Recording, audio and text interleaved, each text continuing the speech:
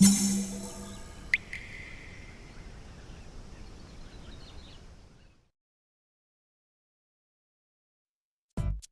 うも、底辺アクアリスト黄昏です。皆さん、アクアリウムのお買い物はしていますでしょうか？最近は値上げトレンドで可処分所得も減ってきており、何か物を一つ買うだけでも吟味しなければならない辛い時期に突入しております。しかし自分はことアクアリウムにおいてはその心理的タガが外れ、欲しいものをポンポン買ってしまいます。正直アクアリウムに使ってきたお金はもう考えたくない桁に突入しているわけですが、それでも新しく購入したものは毎年更新されており、買ってよかったなと思うものが毎年いくつもあります。というわけで今回はそんなアクアリウムにしかほとんどお金を使わない自分が厳選した2023年買ってよかったものをランキング形式で5つ紹介していきます。去年は皆さんが気軽に買えるようにネットで購入できるものを中心に紹介しましたが、今年はそういったことは度外視、純粋なる買ってよかったものをピックアップしてお届けします。胸を張っておすすめできる用品ばかりなので参考にしていただければ幸いです。ちなみに紹介したものの商品リンクは概要欄にあるので気になった方は見てみてください。というわけで早速やっていきます。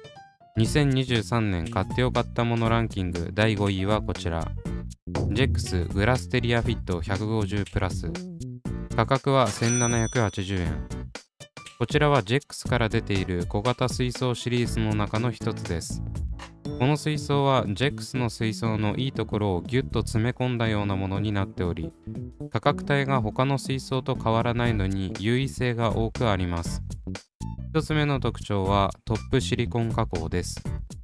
トップシリコン加工とは、ジェックスの一部のオールガラス水槽に備わっている機能で、水槽縁に滑り止めのシリコン加工がされています。このシリコン加工がされていることによって、蓋の滑り止めの役割を果たし、直接蓋を置くだけでしっかりと水槽内を密閉することが可能です。これのすごいところは、何といってもマイナス面がないところで、ただシリコンを塗っているだけなのに優位性が段違いです。パッと見というか、加工がされていると分かってないと存在に気づけないくらい水槽に溶け込んでおり、すべての水槽にこれを施さない理由がないくらいのレベル。さすがに大型水槽とかになると分かるかもしれませんが、少なくとも小型水槽では全く気になりません。そしてもう一つの特徴は、特徴的な蓋受けです。このグラステリアフィットシリーズ、これにしかついていない特殊な蓋受けを備えており、ここが一番の差別化ポイントと言っても過言ではないです。もともとジェックスの蓋受けは他のメーカーと違い、水槽縁に取り付けるのではなく、蓋本体に蓋受けをかませる形になっており、メンテナンス時に毎回蓋受けが水槽内に落ちるというストレスイベントを完全に回避してくれます。そこに機能がプラスされたのがこのグラステリアフィットシリーズの蓋受けで、用途に合わせて蓋と水槽縁に隙間を作ることが可能です。これは蓋受けが L 字になっていることがミソで、これを取り付けるだけで水槽との間に 5mm の隙間ができます。こうすることによって水槽内に取り付けるヒーターのコードやエアーチューブなどを蓋に切り欠きを設けずに通すことができるんです。通常のプラスチック蓋のように切り欠きから生体が飛び出すこともなければ、ガラス蓋を採用できるというインテリア性も考えられた一石二鳥の素晴らしい蓋受けだと思います。小型水槽だからこそ無駄を省いてインテリア性を極限まで高めることができるアイデア商品です。ちなみに水槽本体も出来が良く、シリコン接着部分も割と丁寧なのが高評価ポイント。個人的には今紹介している150プラスと150キューブタイプがおすすめです。続いて2023年買ってよかったものランキング第4位はこちら。ニューアクアフレア UVA M600RGB。 価格は 22,800 円。こちらはカプラアクアおよびウィークアクアから購入することができる高性能 RGB ライトです。このウィークアクア製のライトは再三自分が推しているライトなんですが、その中でもコストパフォーマンスと性能を兼ね備えつつ正当進化した M シリーズがランクイン。いろんなシリーズがあるウィークアクアの中でもミドルエンドの性能を誇るこの M シリーズは一番バランスが取れているライトだと思います。まず水草を育成するには必要十分な光量が備えられており、なおかつハイエンドと変わらない UVA 出力もできます。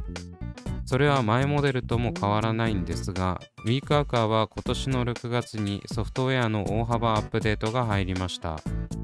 このアップデートは自分がウィークアクアのライトをさらに押す理由の一つであり、全く別物の性能になったと言っても過言ではないほどすごい機能がてんこ盛りになっております。これに関しては詳しくまとめた動画をまた作ろうと思っているので省略しますが、もともとソフトウェア面では負けていたチヒロスに追いつきました。タイマー管理が簡単になったほか、ふわっと点灯し、点灯消灯などの調整が簡単に、なおかつ詳細に設定することが可能です。このアップデートが中身の基板を変えるだけで使えるようになるのはユーザーとしても嬉しいところですよね。だいたい古い製品は取り残されるのが常ですが、基板を取り替えることで中身の機能を最新にできるのはアプリ管理ができる RGB ライトのいいところではないでしょうか。そしてこの M シリーズはその中身のアップデートだけでなく、外側のハードウェア面でも大きな進化を遂げています。地味に光量が上がってたり付属品が変わってたりもするんですが、何よりも特筆すべき点はスリムになり長さが長くなったことです。前モデルの M600 シリーズもなかなかスタイリッシュな見た目をしていたんですが、新しい M600 は光量を上げつつスリムになり、見た目の良さとメンテナンス性を格段に上げてくれました。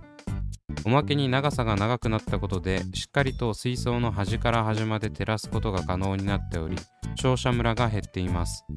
他のライトは旧モデルの基板を取り替えるだけでもいいですが、 M シリーズと S シリーズに関しては新たに買い替える価値のある製品です。続いて2023年買ってよかったものランキング第3位はこちら。形状おまかせ極細ルーツウッド 50g、 価格は600円。こちらはチャームから販売されている枝流木の枝だけを寄せ集めためちゃくちゃお得な商品です。正直枝流木って枝が本体みたいなところあるんで、枝の数が多ければ多いほど得した気分になりますよね。そんな美味しいところだけを詰め合わせたのがこの極細ルーツウッド 50g です。この商品の可能性は無限大で、石に接着させて使うもよし、持っている流木に接着して枝ぶりをさらに細かくするもよしと、万能調味料張りの活躍をしてくれます。まだ動画にはしていませんが、現在レイアウト水槽にも使うことがあり、これがあったおかげで新たなレイアウトを作ることができました。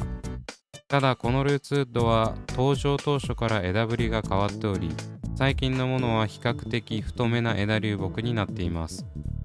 それでもグラム単価で購入できる流木はコスパ最強で、ショップに行って高い流木を吟味することができない人たちには救世主になり得ます。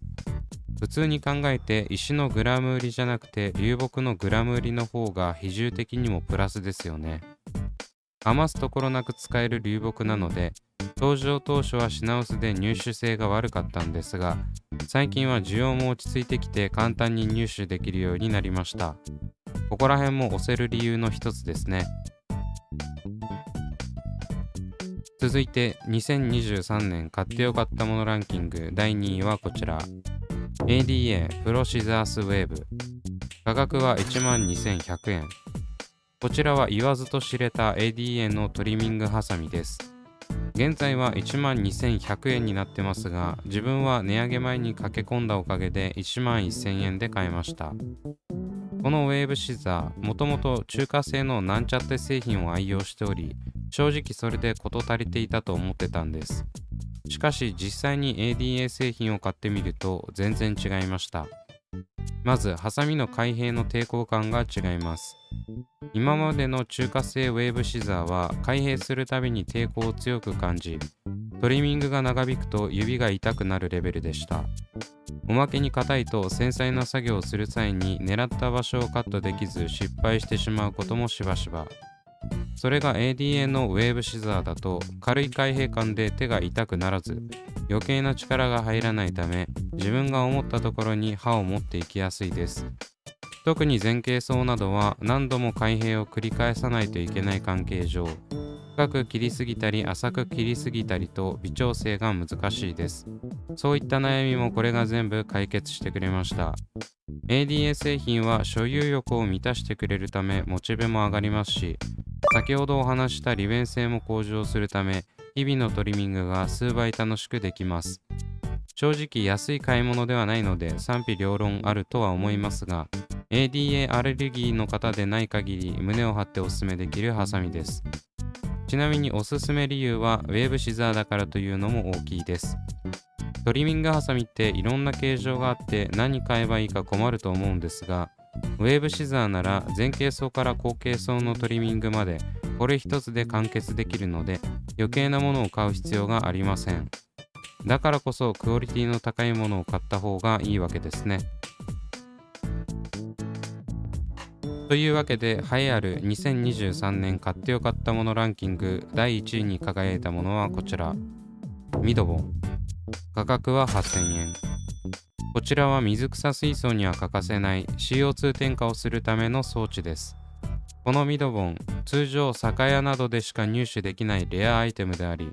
アクアリウムの規模を拡大してからも一度も購入を検討してこなかった用品でした。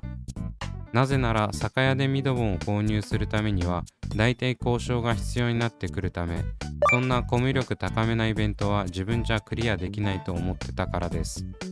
しかし今年になってレジを通すだけでミドボンが購入できるお店を見つけ、コミュ障な自分には最高な環境が整いました。これによりようやくミドボンを導入したんですが、世界が変わりましたね。今までシルボンという化学式 CO2 添加装置を使い続けていたんですが、圧倒的力の差に驚きを隠せません。まずはその容量。ポピュラーな CO2 添加装置である小型ボンベのなんと 67.57 倍。小型ボンベで1ヶ月持つ環境であれば、ミドボン1つで5年半は持つ計算になります。そしてこの圧倒的な容量から放たれる圧力は、どんなに多く CO2 分岐をしても揺らぐことがありません。もともと使用していた化学式 CO2 添加装置は2分岐がやっとで、それ以上になってくるとすぐに圧力が下がり、こまめな出力調整を求められていました。対してミドボンなら9分岐しても余裕で圧力を維持してくれます。容量も多いので消費量が単純計算9倍になっても調整スパンは圧倒的にミドボンが長いです。おかげでストレスなく CO2 添加ができ、 CO2 補充の手間から解放されました。おまけに1つの水槽台に2つ置いていたシルボン、合計6本を1本のミドボンに集約させたことによって小スペース化も達成。外部フィルターの隣に置いていたためメンテナンスも格段にしやすくなりました。そして何よりランニングコストが段違いに安くなってます。初期投資は8000円近くかかりますが、うち5500円はボンベの貸し出し料金であり、空になったボンベを返却すれば5500円返ってきます。なので実質小型ボンベの 67.57 倍の容量の CO2 を2500円程度で買うことができるんです。おまけにこの交換というのが利便性を高めており、空になったボンベを持っていき、新たなボンベを購入すれば済むだけなので、通常の買い物と手間がほとんど変わりません。これに関しては購入できるお店があるかどうかが肝になるので一概には言えませんが、普通にレジを通して購入できる店舗が近くにあり、なおかつ水槽を複数台管理しているならミドボンをおすすめします。自分の環境にはこれ以上ないほどマッチしている CO2 添加装置です。ちなみにこのクソみたいな見た目問題に関しては別の動画で解決しているのでそちらを参照してください。というわけでいかがだったでしょうか。今年はアクアリウム3年目にして大きなシステム変更がされたということで、ようやく環境が完成したと言える年になりました。正直ミドボンは紹介しようか迷いましたが、明らかに今年最大の環境変化ですし、取り上げざるを得ませんでした。ちょっと面倒ではありますが、ネットでも買えるので、もし近くに買えるお店がない場合でも導入自体は可能です。そんな感じで気軽に購入できるものからハードル高めなものまでピンキリだった2023年買ってよかったものランキング。来年もまた動画にしたいと思うので楽しみにしててください。次回はどんなランキングになるでしょうか。ちなみに紹介した商品のリンクは概要欄に貼っておりますので見てみてください。というわけで今回はここまで。